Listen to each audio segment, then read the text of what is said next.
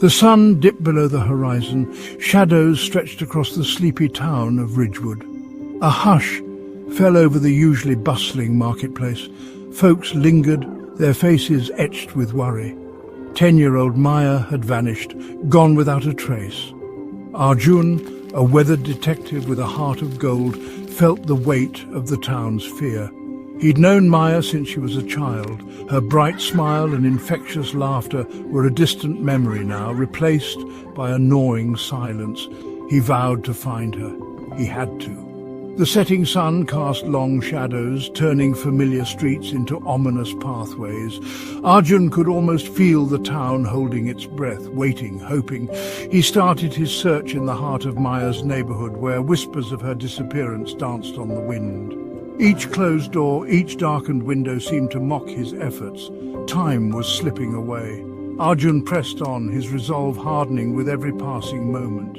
He wouldn't let Ridgewood down. He wouldn't let Maya down. The alleyways were dark and unwelcoming. Cobwebs clung to Arjun's face as he pushed past overflowing trash cans and stray cats.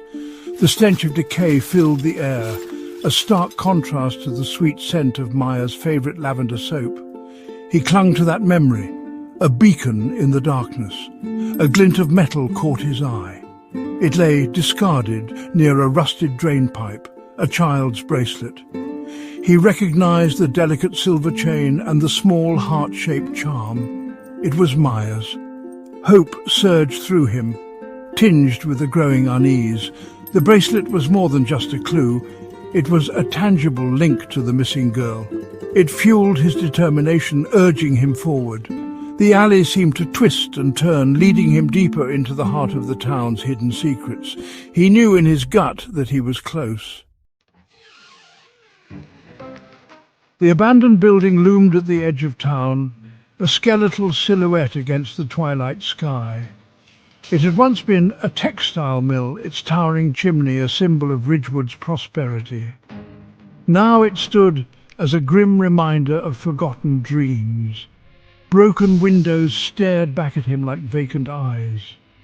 Arjun pushed open the creaking door, each groan echoing through the cavernous space. The air was thick with dust and the silence was deafening.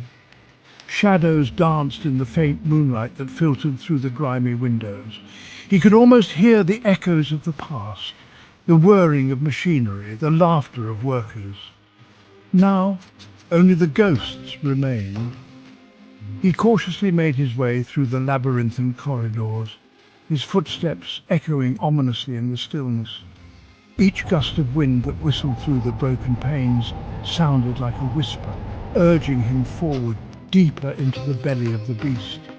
He had to find Maya. Time was running out. A muffled sob reached his ears, faint but unmistakable.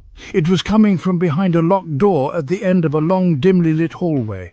Arjun's heart pounded in his chest. He ran, fear lending speed to his aging legs. Reaching the door, he threw his weight against it.